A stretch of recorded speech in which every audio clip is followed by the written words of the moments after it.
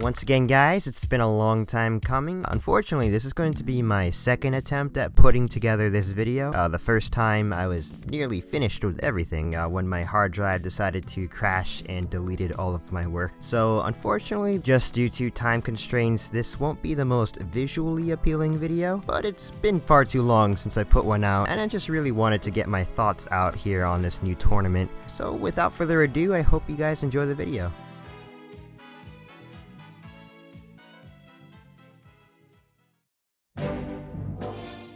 So there has been quite a bit going on in the off-season. In the event that you've been sort of tuned out over the last few months, a new season was announced for Halo 5, the opening event being MLG NOLA, which actually has its debut this weekend. I'll have all the information regarding the specifics for the event in the description, but to give a quick gist, yes, MLG is indeed still hosting Halo events. This one in particular is open, meaning that we'll be having teams battling from the open bracket to the champ bracket. It also features a $250,000 prize pool, making it the largest prize pool for an open Halo 5 event ever.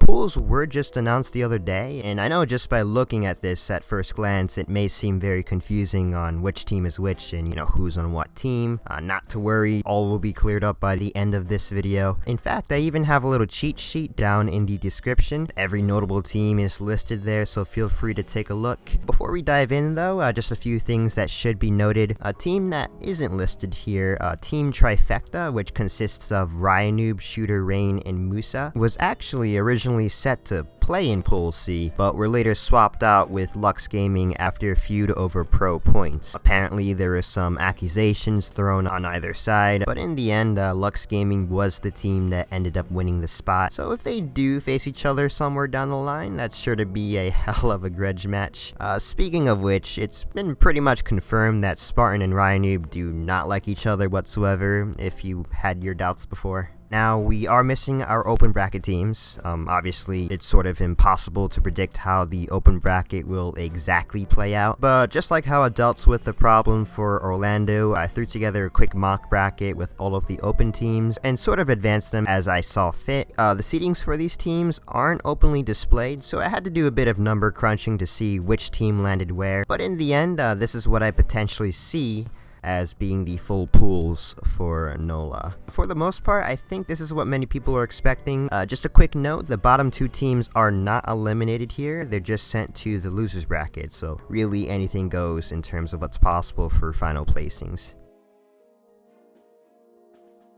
Anyways, starting off with the first group, we have Team Reciprocity, Straight Rippin, Athletico, and what I predict to be the Fung 4. Now, this Team Reciprocity lineup is quite different from the one we had at Worlds. What basically happened after everything went over is every team splitting apart, besides Splyce and Tox. And from that, we've had a lot of cool new team combinations, this one in particular consisting of Snipedown, Saiyan, TriPPPey, and Pistola. And just taking a quick glance at it, you'd actually realize it's really just the old Envy lineup with a Bubu and Snipedown swap. I was a little skeptical at first if the swap would make that much of a difference, but they've actually been doing exactly that. They're the #1 seeded team going into the event, and they've won 2 out of the 3 2Ks we've had, only finishing second to Tox in the other. On paper, this is the best performing team we have going into the event, but you gotta think if they'll be able to perform the same level come the time when they have to face teams like Tox and Splyce. In terms of this pool here, I think they should have a fairly easy time, not to knock any of the other teams. Reciprocity has just really proven to separate themselves from the rest of the crowd. As for the second slot, I want to say it'll be Straight Rippin, but I can't really say it with too much certainty. I can definitely see some disruption when it comes to the players on Fung 4, given that they are the team to make it out. Fung 4 actually did beat Straight in the latest 2K tournament we just had a few days ago, so it's definitely possible. I do think if this matchup does happen, it will be a close one. In the end, however, I'd still give the slight advantage to Straight just based on experience. As for Athletico, I mean, I'll be honest, I really haven't seen much from these guys. They're the Australian team coming to represent for NOLA, so I do wish them luck on making a lot of noise. In the end, I have Reciprocity making it in first with Straight Rippin second. Moving on to Pool B, we have the beloved Tox Gaming, along with Hitmen, Fable eSports, and the presumed Market. Obviously, Tox is going to be a favorite. They've been looking on par, if not better, than how they were before. I definitely think that their big loss at Worlds has sort of given them a new fire and motivation that they desperately needed. So I really expect them to come out really swinging in this event. In terms of online competition, they've been looking pretty solid, really only being challenged by the top 4 in the cups. Reciprocity being their main burden. They've never qualified through pools any other place than first, so I really don't expect anything different here. As for the second slot, I would say this will be a shoo-in for Hitmen. They've been looking exceptionally well as of recently, and they have been getting better quality practice against higher tier teams. As for Fable eSports and Market, unfortunately, I don't really see them making too much noise here, but you know, anything can happen. On to Pool C, which is typically the pool of death. It's quite the contrary this time. I actually think that this is the easiest pool possible for an open team to contend for a spot into the champ bracket, and the team I have making it out of the open bracket is Trifecta, which again is the team that was originally set to play in Pool C. At the moment, they are confirmed to be the first seed playing in the open bracket, which would land them in this pool if they were to win every match. And my oh my, what a grudge match that would set us up for. But anyways, the main team we want to be looking out for here is Renegades, which is a lineup I'm actually really excited to see. This one consisting of Mikwen, Neptune, Penguin, and APG. This team actually was the #1 team for quite a while before Reciprocity and Tox caught up some slack. Their playstyles really work well with one another, which is something I believe the old Reciprocity lineup lacked. I do see these guys making it out first in this pool with little to no trouble, and I do expect them to make it to the later rounds of the tournament as well. As for second place, it's honestly a toss-up. Either one of those teams has the potential to beat the other. I would say that Lux has a better chance of winning just based on online performance. And trust me guys, these guys have been making a lot of noise over online. They nearly beat Splyce in the latest 2K. That's how good they are. A lot of people are rooting for them. However, I just have a feeling that Ryanoob and crew will be able to pull it out. I just feel like as the veteran squad that they will be able to handle the impending pressure of the situation better. But let me know what you guys think. Berserker, obviously you can't look over. They did put on quite a show at Worlds, but when it comes to the overall talent and experience on these two other rosters, I just don't really see Berserker pulling off the upset.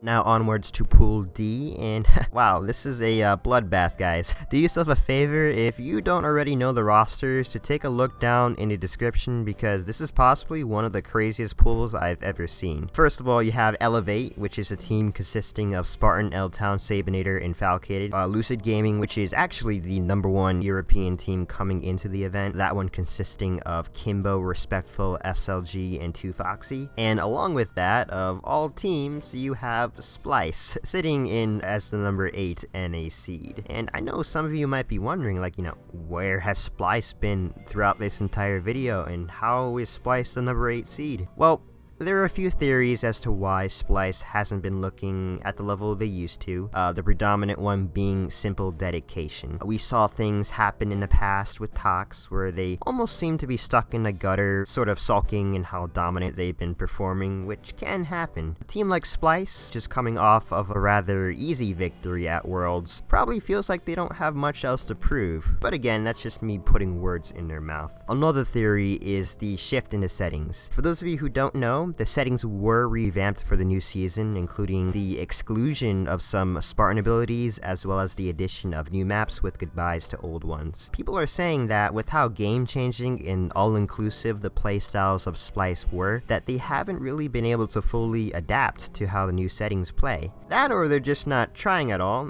Either way, I definitely think they won't be the 8th best team come the event. Now, regarding the team I have coming out of Open, you may or may not realize it here by looking at this, but Kratos is in fact back, guys. He actually took some time off in his pursuit of Call of Duty and put together a team of familiar past teammates, those being Denoxide, Suspector, as well as the addition of Commonly. And they'll be playing under the organization Gosu Crew in the open bracket. I know Halo has been missing a good villain for quite a while now. And, you know, these guys certainly are no pushovers. I'm fairly confident that they'll be able to make it here, which just really makes this pool all the more crazy. Lucid Gaming, they're just as good as the old Infused lineup from Worlds. We saw how close they got to pushing Reciprocity to map 5, and now they arguably have a much weaker team to get by here. Like, this is nuts, guys. I still think that Splyce will walk away with first here, but as for second place, really anything could happen. Elevate has also been looking very well online, looking to be about on par with Hitmen, and the one advantage they have over these two other teams is the slightly higher caliber practice, which honestly I believe to be Gosu Crew's biggest disadvantage. The only really exceptional team they've been able to scrim as of recently is Trifecta, to which they've been performing pretty well against. I'd love to know who you guys think will pass down in the comments, but for now, I'd say the safer bet would be Elevate.